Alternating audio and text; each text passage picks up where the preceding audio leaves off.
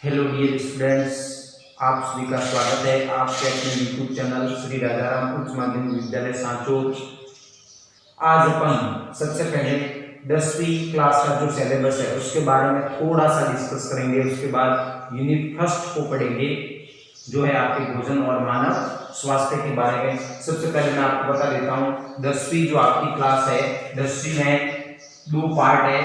एक तो आपके बोर्ड एग्जाम होगी 80 नंबर की और 20 नंबर आपके इंटरनल मार्क्स है। इंटरनल मार्क्स जो स्कूल से भेजे जाएंगे जिसमें आपको उपस्थिति का ध्यान रखना है। फर्स्ट सेकंड थर्ड टेस्ट और अर्धवार्षिक जिसके हिसाब से 20 नंबर जाएंगे और एक प्रोजेक्ट कार्य आएगा इसके हिसाब से और 80 नंबर जो होंगे इसमें आपके क्या होगा बोर्ड का पेपर होगा। तो अपन इस 80 नंबर के मैटर को देखते हैं किस प्रकार से दिया हुआ है। इसके मुख्य रूप से 3 प्रकार है, एक बायोलॉजी है, एक केमिस्ट्री है और एक फिजिक्स है। ठीक है, भौतिक विज्ञान, रसायन विज्ञान और जीव विज्ञान।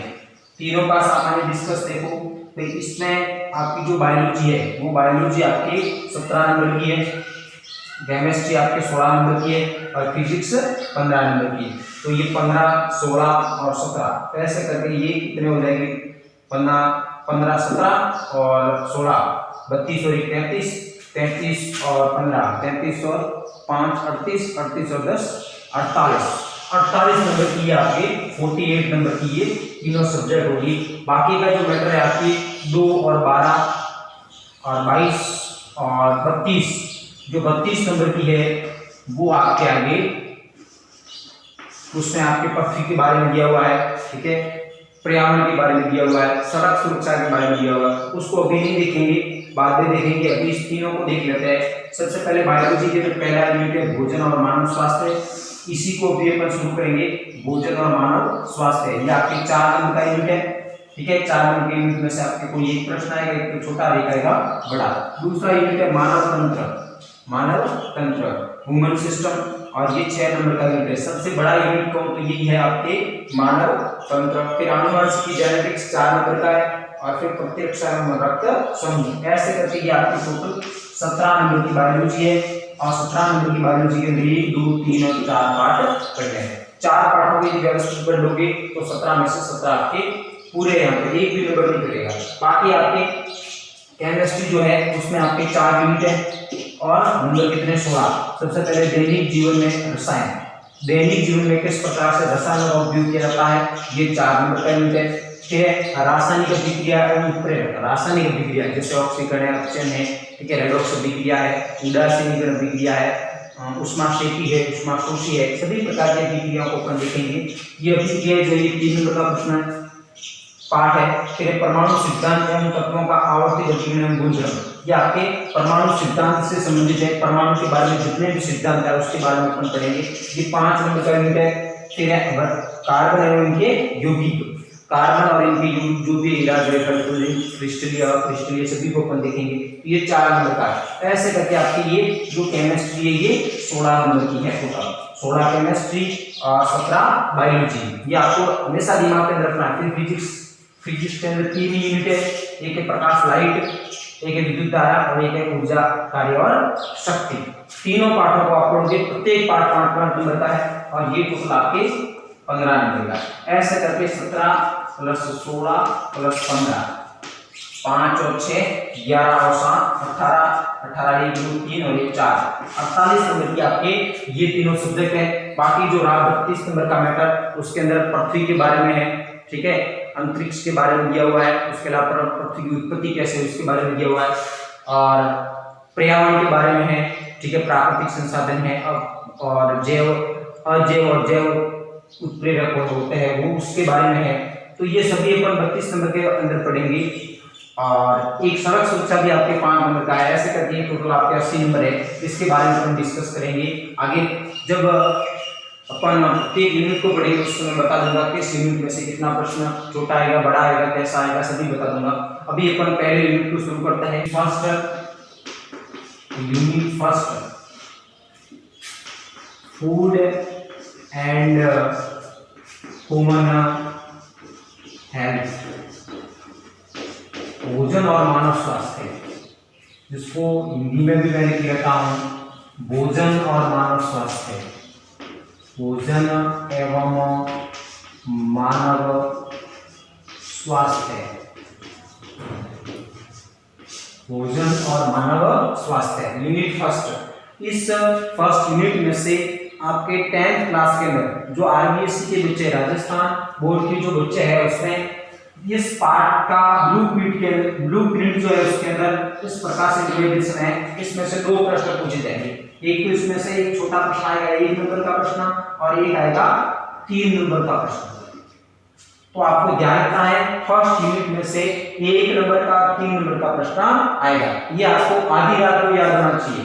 यदि मैं आधी रात को खड़ा करके पूछूं, खड़ा हो जा रहे बच्चे, बता पहले यूनिट में से कितने प्रश्न पूछे जाएंगे, तो आप आंखें ऐसे करोगे और खड़े होकर कहोगे गुरुजी एक आएगा 1 नंबर का और एक आएगा 3 नंबर का। बिल्कुल याद रखना है, क्योंकि आपको पता होना चाहिए कि किस पार्ट में से कितना नंबर का मैटर पूछा जाएगा, फिर उसको उसी हिसाब से याद करना है। सबसे पहले तो आपको इस यूनिट में से जो छोटे छोटे प्रश्न बनते हैं सभी निकाल दूंगा। जितने भी प्रश्न बनते हैं सभी को आपको क्या करना है, बाहर निकालना है। जितने भी प्रश्न उसको बाहर निकाल देना है। उसके बाद फिर बड़े प्रश्नों के अंदर आपके 3 से 4 प्रश्न बड़े बनते हैं, वो मैं आपको बता देता हूँ कहाँ कहाँ से बड़े प्रश्न आएंगे। 4 से 5 प्रश्न ही बड़े बनते हैं, तो 5 प्रश्नों को आपको याद कर लेना।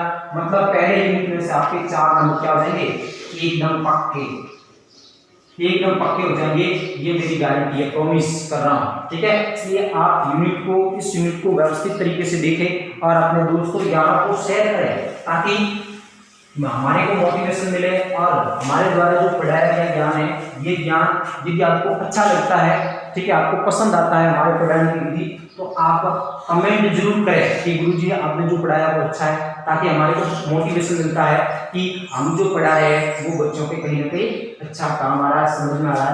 तो भोजन और मानव स्वास्थ्य को पढ़ेंगे। इस पाठ को पढ़ने से पहले मैं आपको बता देता हूँ भोजन और मानव स्वास्थ्य।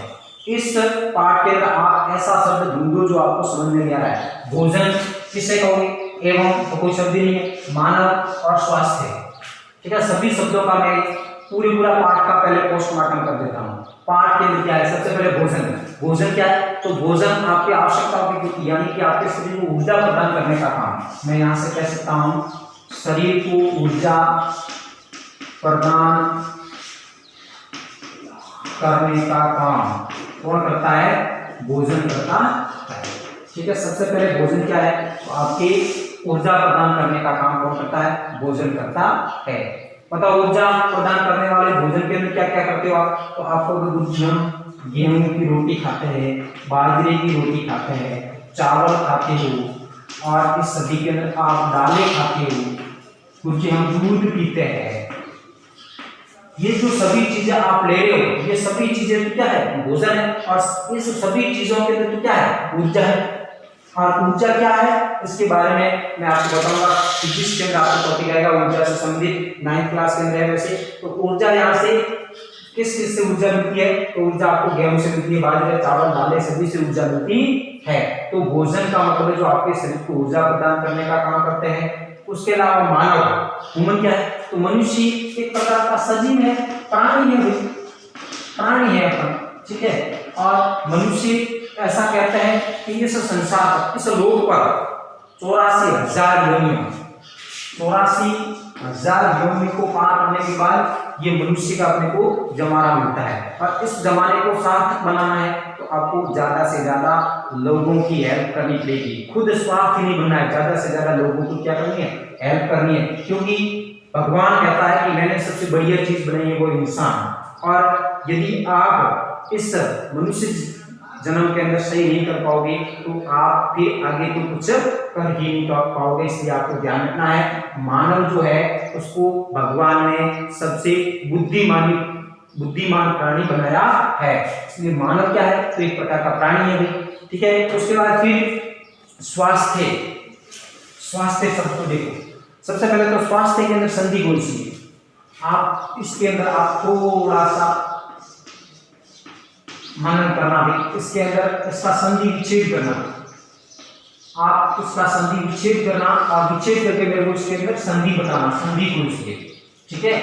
और जैसे संधि से संधि विच्छेद हो जाएगा तो इसकी परिभाषा अपने आप निकल के आ जाएगी, ठीक है। इसके अंदर मैं बता देता हूं संधि जो होगी यहाँ पे यण संधि होगी, और इसका जो विग्रह होगा वो विग्रह आपको करना है, कमेंट के अंदर आपको बताना है इसके अंदर यण संधि है, क्योंकि जिसके अंदर आधा अक्षर आ जाता है य र ल व के बाद भी पहले ही आधा अक्षर आ जाता है, तो वो कौन सी संधि हो जाती है? यण संधि। ये यण संधि की ट्रिक है, किसी भी सब्जेक्ट को आप जब पढ़ते हो तो उसके साथ सभी सब्जेक्टों को कंबाइन करके पढ़ो, एक सब्जेक्ट को अकेले को मत पढ़ो, सभी को कंबाइन करके पढ़ो, ताकि आपको वो सब्जेक्ट भी समझ में आएगा जो आपको नहीं समझ में आता है।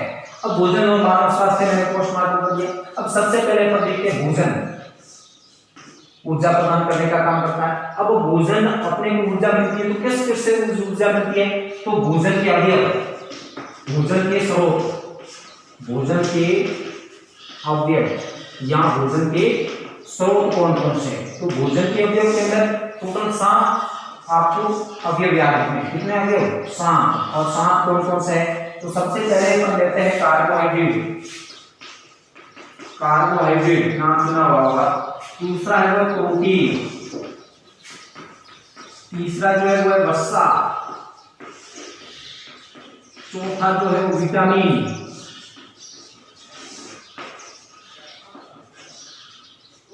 पांचवा जो है वो है खनिज लवण,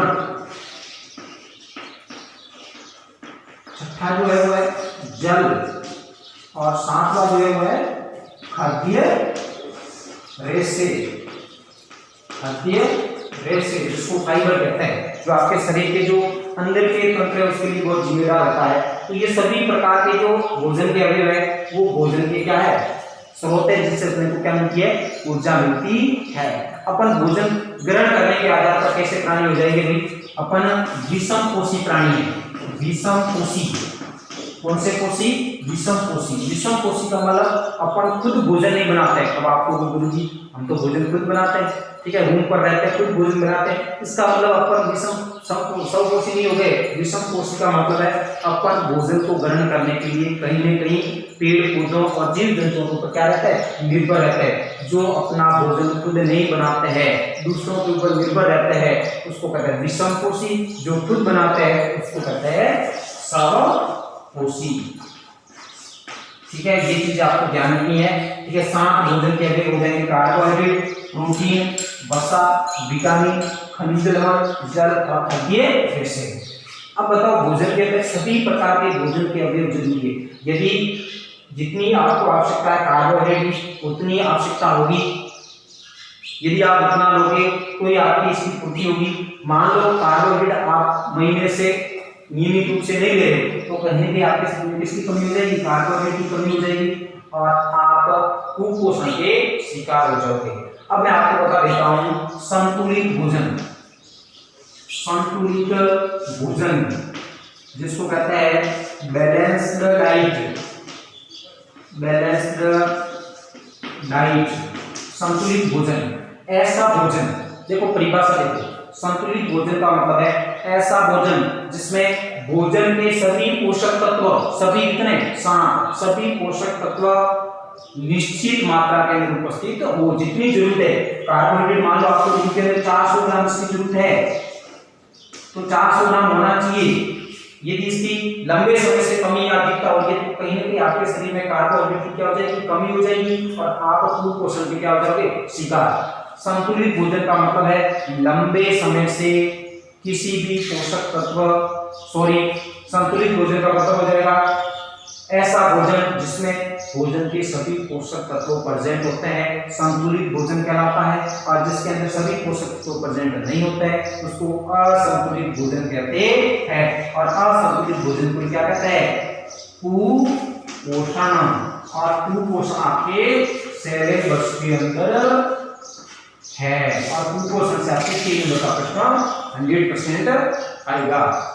अब आप देख लो यहाँ से असंतुलित भोजन, संतुलित भोजन समझ में आएगा। परिभाषा लिखने का लिख देना, ऐसा भोजन जिसमें भोजन के सभी पोषक तत्व निश्चित मात्रा में उपस्थित हो, संतुलित भोजन कहलाता है। ऐसा भोजन जिसमें भोजन के सभी पोषक तत्व संतुलित मात्रा में उपस्थित नहीं हो, असंतुलित भोजन कहलाता है। या आप ये भी कह सकते हो लंबे समय से किसी भी पोषक तत्व की कमी या अधिकता कुपोषण कहलाता है। ठीक है। तो ये आपके संतुलित और असंतुलित भोजन हो गया। अब संतुलित और असंतुलित भोजन के बाद अब अपन देखते हैं कि जो आपके कुपोषण है, मेल न्यूट्रिशन, वो कितने प्रकार का होगा। कुपोषण, संतुलित भोजन देख लिया, अब देखो कुपोषण।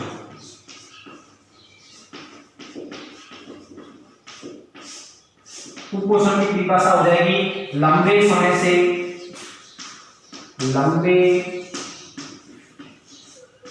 से किसी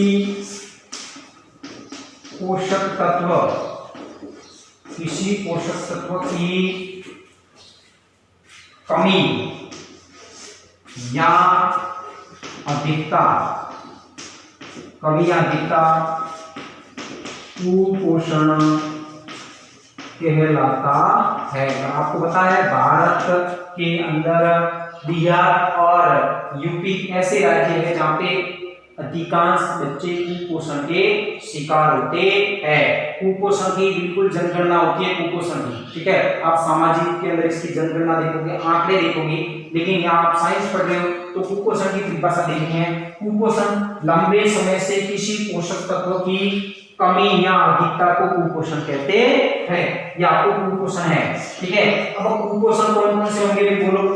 सबसे पहले होगा प्रोटीन कुपोषण, प्रोटीन की लंबे समय से कमी या अधिकता प्रोटीन कुपोषण हो जाएगा। बोलो परिभाषा प्रश्न आ गया। प्रोटीन कुपोषण किसे कहता है, इसको समझाइए। तो क्या लिखोगे, लंबे समय से प्रोटीन की कमी या अधिकता प्रोटीन कुपोषण कहलाता है। दूसरा हो जाएगा कार्बोहाइड्रेट कुपोषण, लंबे समय से कार्बोहाइड्रेट की कमी या अधिकता कार्बोहाइड्रेट कुपोषण कहलाता है, ठीक है। फिर है विटामिन कुपोषण, लंबे समय से विटामिन की कमी या अधिकता विटामिन कुपोषण कहलाता है। फिर है खनिज कुपोषण, ठीक है। लंबे समय से खनिज लवणों की कमी या अधिकता खनिज कुपोषण कहलाता है। और खनिज लवणों के आपको 6 खनिज लवण या जितने अभी अपन देखेंगे सारणी के द्वारा। विटामिन के आपको 6 विटामिन या जितने अभी अपन सारणी से देखेंगे, ठीक है। कार्बोहाइड्रेट के आपको एक रूप याद रखना है, प्रोटीन और कार्बोहाइड्रेट दोनों का समान रूप भी अपन देखेंगे। प्रोटीन कुपोषण के अंदर आपको एक रूप याद रखना है, वो भी अपन देखते हैं। तो कुपोषण का मतलब है लंबे समय से किसी भी पोषक तत्वों की कमी या अधिकता कुपोषण कहलाता है। उसके अलावा फिर है प्रोटीन कुपोषण और एक है विटामिन कुपोषण। इस चीज को आप लिख लीजिए और आगे अपन देखते हैं।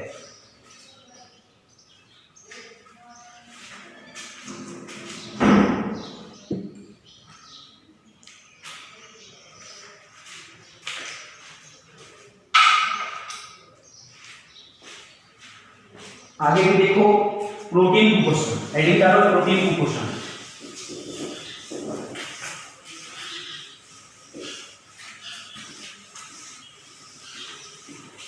प्रोटीन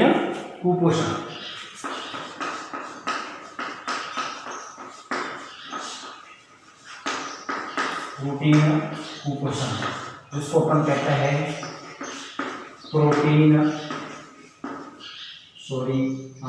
ही है मेल न्यूट्रिशन, ठीक है। प्रोटीन कुपोषण का मतलब ये हो जाएगा भाई लंबे समय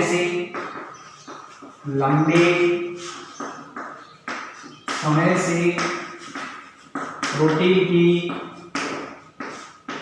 कमी या अधिकता, कमी भी हो सकती है अधिकता भी हो सकती है, क्योंकि बैलेंस जरूरी है हर चीज का।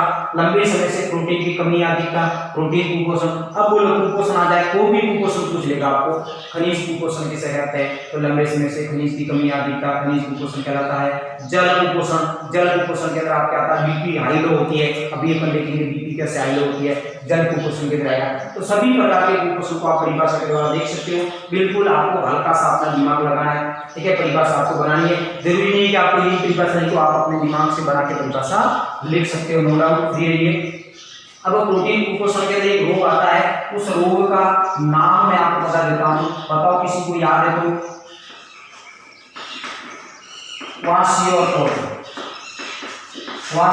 रोग होता है, वो प्रोटीन कुपोषण की कमी से होता है। और एक होता है मेरस्मस रोग, मैरस्मस रोग।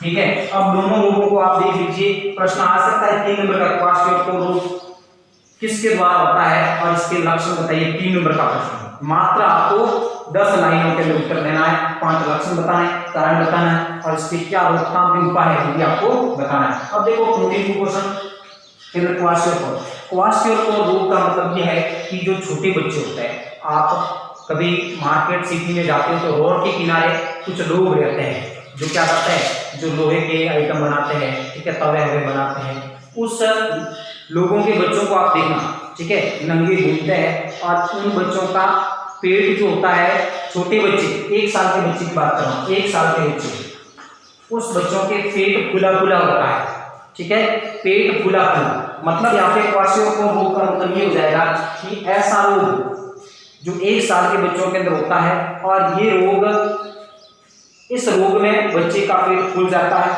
ठीक है, और इसमें प्रोटीन की कमी हो जाती है, बच्चा चिड़चिड़ा हो जाता है, ठीक है, हल्का सा कहोगे तो गुस्सा हो जाएगा, साथ साथ में उसमें स्मृति कमजोर हो जाती है, ठीक है, हड्डियां कमजोर हो जाती है, और बच्चे की शारीरिक वृद्धि रुक जाती है, मानसिक वृद्धि रुक जाती है, सभी प्रकार की वृद्धियां रुक जाती है। तो ये जो आपके हैं ये क्वाशियोर रोग के लक्षण है।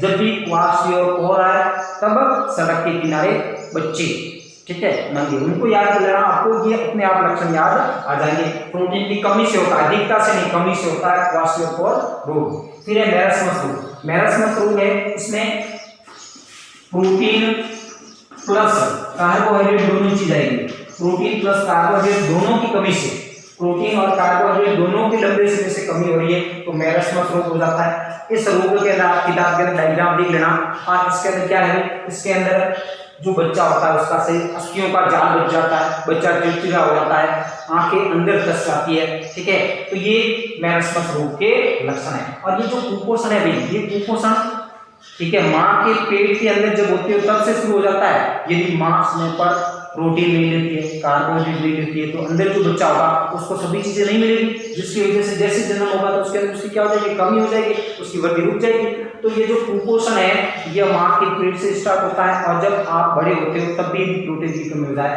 तो ये भी रोग हो सकते हैं। तो ये आपके प्रोटीन कुपोषण है। अब आगे अपन देखते हैं विटामिन कुपोषण। विटामिन कुपोषण का मतलब है लंबे समय से विटामिन की कमी या लंबे समय से विटामिन की अधिकता, विटामिन कुपोषण कहलाता है। तो विटामिन जो है, विटामिन आपके शरीर में इसकी जो आवश्यकता रहती है वो सूक्ष्म कम मात्रा में होती है, सूक्ष्म कम मात्रा में इसकी आपके शरीर में आवश्यकता होती है। ध्यान रखना, ज्यादा विटामिन आपके शरीर में इसकी आवश्यकता नहीं होती है, कम मात्रा में इसकी आवश्यकता होती है। और यदि आप इसकी आवश्यकता जरूरत है उससे कम लेते हो तो भी कुपोषण है, ज्यादा लेते हो तो भी कुपोषण है। अब विटामिन 2 प्रकार के होते हैं, एक होते हैं जल में मिले विटामिन और एक होते हैं वसा में मिले विटामिन। जल में मिले विटामिन जो होता है उसके अंदर बी और सी आता है, वसा के अंदर जो होते हैं वो आते हैं ए, डी, ई और के। इसको आप हल्का सा दिमाग में याद रखना, लेकिन 10वीं के लिए याद रखना कोई जरूरी नहीं है, लेकिन कंपटीशन के लिए प्रश्न आ जाता है। जल में मिले बीसी और वसा में मिले ए, डी,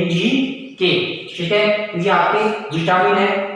विटामिन अब आपको बहुत सारे हैं, लेकिन आपको यहाँ पे 6 विटामिन याद रखना है। आपके सिलेबस के अंदर 6 विटामिन है, और यहाँ से प्रश्न आपके 1 नंबर का भी प्रश्न आ सकता है और 3 नंबर का प्रश्न आ सकता है। मैं आपको बता रहा हूँ प्रश्न कहाँ से कैसा बनेगा, ठीक है, इस चीज के ऊपर गौर करना जरूरी है। यदि आप विज्ञान में 100 आउट ऑफ 100 में से 100 लाना चाहते हो, ठीक है, तो आपको मेरे कहे हुए हर निर्देश का आपको पालन करना पड़ेगा।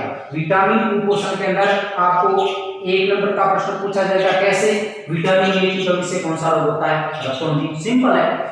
विटामिन ए की कमी से होने वाले रोग के लक्षण क्या है, रात में कम दिखाई देना या कम प्रकाश में दिखाई नहीं देना, ठीक है, ये हो गया प्रश्न। ठीक है, प्रश्न आ गया विटामिन B3 का रासायनिक नाम बताइए, तो नियासिन। प्रश्न 1 नंबर का कहीं से भी कैसा भी प्रश्न आ सकता है, मसूड़ों से खुनाना, त्वचा पर चकत्ते बनना, किस विटामिन की कमी से होता है, तो विटामिन सी, एस्कोर्बिक अम्ल, ठीक है।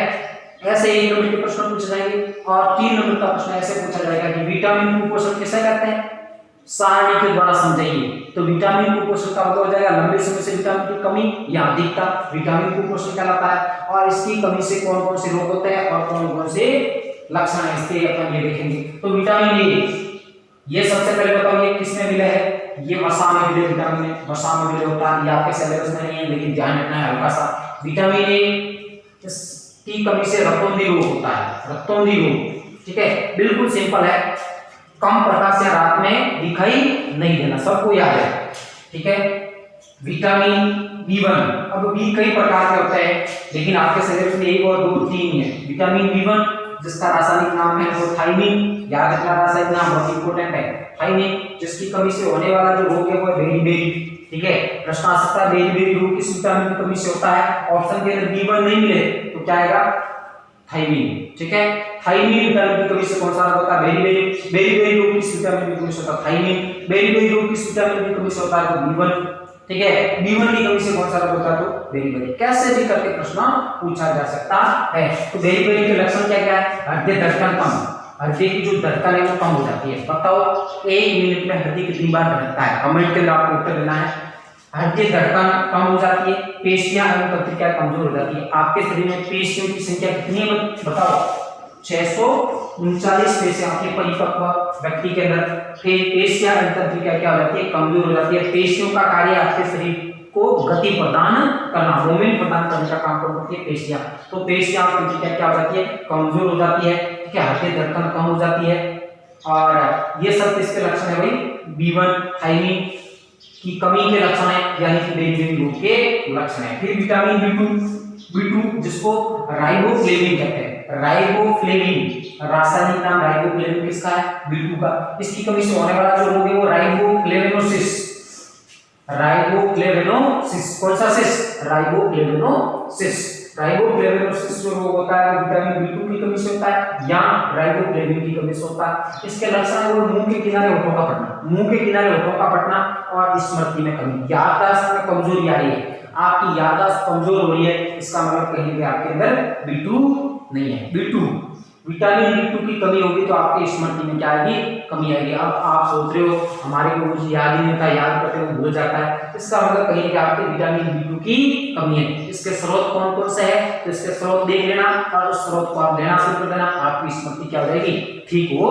जाएगी। फिर देखो vitamin B3, niacin, vitamin B3 का रासायनिक नाम क्या है, नियासिन, नियासिन, थायमीन, ठीक है, मीन B1, मीन का मतलब मछली B1 और सिन 3, ठीक है। तो ये विटामिन B3 नियासिन जिसकी कमी से जो रोग होता है वो कैलेग्रा, कौन सा ग्रा, कैलेग्रा, और इसके लक्षण में जीभ व त्वचा पर पपड़ियां पड़ना, जीभ और त्वचा की क्या पड़ जाती है, पपड़ियां पड़ जाती है, जिसको इन्फेक्शन भी कहते हैं। तो विटामिन B3 की वजह से त्वचा का इन्फेक्शन हो जाता है। फिर पांचवा जो है विटामिन सी, विटामिन सी जो है, ये जो विटामिन सी एकमात्र ऐसा विटामिन है जो आपके शरीर मूत्र के साथ में उत्सर्जित किया जाता है, ये भी आपको ध्यान रखना है। और इसकी कमी से जो रोग होता है वो स्कर्वी होता है। प्रश्न आ सकता है विटामिन सी की कमी से कौन सा रोग होता है, तो स्कर्वी होता है। इसके लक्षण क्या है, तो मसूड़ों से खून आना। देखो प्रश्न कहीं से भी कैसा भी पूछा जा सकता है कि मसूड़ों से खून आना कौन से विटामिन की कमी से होता है। प्रश्न वहां पे विटामिन सी में लिखा हुआ मिले तो क्या मिलेगा, एस्कॉर्बिक एसिड, और इस विटामिन की विशेषता मैंने आपको बता दी। फिर लास्ट और अंतिम विटामिन है वो विटामिन बी, और विटामिन बी है इसका रासायनिक नाम है कैल्सिफेरॉल। कैल्सिफेरॉल जो है इसकी कमी से जो रोग होता है वो रिकेट्स, जिसको सूखा रोग कहते हैं, सूखा रोग, सूखा रोग जो होता है वो होता है रिकेट्स, विटामिन डी की कमी से। सीटी के जो रोग रहते हैं उसके अंदर आपने देखा होगा उसके अंदर विटामिन डी की कमी रहती है, क्योंकि वो सारे दिन एसियों के अंदर रहते हैं और उनको गर्मी अच्छी भी लगती है। वैसे अपन तो गांव के हैं तो अपन तो सारे दिन गर्मी के अंदर रहते हैं, तो ये अपन रिकेट्स होने की कोई संभावना ही नहीं है, क्योंकि विटामिन डी जब आप लोगे तो उस समय विटामिन डी जैसे शरीर में जाएगा तो कैल्शियम बनेगा, और कैल्शियम की वजह से आपकी हड्डियां होगी क्या बनेगी, मजबूत बनेगी। ठीक है, अभी अपन आगे देखेंगे खनिज लवण के अंदर। तो विटामिन डी कैल्शियम रिकेट्स रोग होता है जिसको सूखा रोग कहते हैं। पैरों की हड्डियां मुड़ जाना, पैरों की हड्डियां मुड़ जाती है और घुटने पास में आ जाते हैं। ठीक है, ये जो बीच वाला पार्ट है घुटने जो होते हैं वो पास में आ जाते हैं। ठीक है, और आपकी हड्डियां क्या हो जाती है, मुड़ जाती है। तो ये आपके विटामिन कुपोषण है। विटामिन कुपोषण के अंदर आपको ये चीजें ध्यान रखनी है, पूरी सारणी आपको याद होनी चाहिए। आधी रात को खड़ा करके पूछ लिया जाए कि विटामिन कौन से विटामिन से कौन से रोग होता है, तो ये चीज आपको कंठस्थ होनी चाहिए। बार बार इस चीज को मैं बार कह रहा हूँ, चीज को बार बार पढ़ोगे तो अपने आप याद हो जाएगी, और यदि एक बार पढ़ोगे तो आप भूल जाओगे। इसलिए किसी चीज को बार बार पढ़ने से वो चीज आपको आसानी से याद हो जाती है। अब ये चीज आपको याद रखने की आवश्यकता नहीं है, विटामिन की सारणी याद रख लेना, विटामिन को क्वेश्चन कहते हैं किससे। अब आगे आज के लिए कुछ होमवर्क के अंदर प्रश्न भी देने पड़ेंगे, क्योंकि पाठ पढ़ाने से मतलब नहीं है जब तक आप खुद अभ्यास नहीं करोगे, जब तक आप सेल्फ अभ्यास नहीं करोगे तब तक पढ़ाने का कोई औचित्य नहीं है। जितना भी मैंने पढ़ाया है उसको आप किताब से पढ़ लेना, और किताब की लाइन लाइन आप बोल लेना। किताब लेके बैठ जाना और एक पेंसिल लेके बैठ जाना, जहाँ आपको लगता है वहाँ आपको अंडरलाइन कर देना, और आप उसको बार बार पढ़ना, ठीक है, ताकि आपको कहीं ना कहीं जो भी मेरे द्वारा छूट गया, क्योंकि हम भी इंसान भूल जाते हैं, क्योंकि जो भी छूट गया उसको आप उसके अंदर नोट्स के अंदर इंक्लूड कर देना, ताकि आपके कोई प्रश्न गलत नहीं हो। आज होमवर्क के अंदर मैंने कुछ प्रश्न आपको दिए, इस प्रश्नों को आपको सबसे पहले तो बिना किताब के देखे स्मरण करने हैं, ठीक है। देखने उत्तर आपको लगता है आ रहे हैं, जैसा भी रफ कॉपी में देखो, उत्तर लिखो, उसके बाद फिर किताब देखो, ठीक है, फिर खुद अपना मूल्यांकन करो, जिसको सेल्फ मूल्यांकन कहते हैं, सेल्फ इवैल्यूएशन कहता है। तो खुद मूल्यांकन करो, जिससे आपकी चेक करने की क्षमता बढ़ेगी, याददाश्त क्षमता बढ़ेगी, ठीक है, याददाश्त क्षमता बढ़ेगी, चेक करने की क्षमता बढ़ेगी, साथ साथ में आपको लिखने का भी अभ्यास होगा, ताकि आपकी राइटिंग भी सुधरेगी। तो इससे बहुत सारा फायदा है। सबसे पहले प्रश्नों को लिख लो, उसके बाद आप उसके उत्तर सेल्फ लिखना, उसके बाद फिर आप कॉपी में किताब में चेक करना। सबसे पहला प्रश्न है, किस प्रकार का कुपोषण है? किस प्रकार का कुपोषण है? कुपोषण का प्रकार बताना है। अपन ने 7 प्रकार के कुपोषण देखे, जितने भी प्रकार के पोषक तत्व हैं सभी से कुपोषण होता है। तो किस प्रकार का कुपोषण है उसका उत्तर देना। एक लाइन का उत्तर है, एक शब्द का उत्तर है। फिर संतुलित आहार से क्या अभिप्राय है? संतुलित आहार किसे बोलते हैं? Balanced diet. अभी मैंने बताया संतुलित आहार से क्या अभिप्राय, इसकी परिभाषा लिखनी है, ठीक है। भोजन के अवयव, पोषण या पोषक तत्वों के नाम बताइए। पोषक तत्वों के नाम बताने आपको। भोजन के अवयव कितने हैं? 7, तो 7 के नाम लिखने हैं। विटामिन B1, B2 और B3 से होने वाले रोग एवं उनके लक्षण। B1, B2 और B3 तीनों का रासायनिक नाम भी साथ में लिखना है, तीनों का रासायनिक नाम लिख लेना, और इनसे कौन कौन से रोग होते हैं और उसके कौन कौन से लक्षण है, तीनों की सारणी बना देना। B1, B2 और B3 ऐसे करके इसका रासायनिक नाम याद रखना, ठीक है। फिर आगे रोग, फिर लक्षण, ऐसे करके आप इसको कर देना। फिर ये पोषण किसे कहते हैं? पोषण किसे कहते हैं इसकी परिभाषा मैंने आपको नहीं बताई। पोषण के बारे में आप सोचना, पोषक तत्वों के बारे में बता दिया, पोषण के बारे में नहीं बताया। यदि आपको इसकी परिभाषा नहीं मिलती है, आप सबसे पहले स्मरण करना नहीं मिलती है, तो कल वाले वीडियो के अंदर मैं आपको बता दूंगा कि पोषण किसे कहते हैं, कल के जो क्लास होगी उसके अंदर। फिर हृदय धड़कन कम, पेशियां और तंत्रिकाएं कमजोर होने का क्या कारण है? कौन से विटामिन की कमी से ये सारे लक्षण होते हैं, और कौन से रोग के लक्षण है वो भी आपको बताना है। मैरस्मस रोग किस कारण होता है? लक्षण बताइए। मैरस्मस रोग के लक्षण बताने, और ये किस प्रकार के पोषक तत्वों की कमी से होता है, ये सभी चीजें आपको बतानी है। इस प्रश्नों को आप लिख लीजिए, और लिखने के बाद इसका आप बार बार अभ्यास कीजिए, और जो भी आपको लगे उसको आप किताब उठा के देख के आप जो नोट्स लिख रहे हो उस नोट्स पे इंक्लूड कर देना, ताकि आपको बार बार फिर किताब ढूंढने की आवश्यकता नहीं पड़े, आप आसानी से लिख लीजिए। आज के लिए इतना ही होगा। नेक्स्ट वीडियो के अंदर अपन दूसरा वीडियो लेके मिलेंगे। Thanks a lot.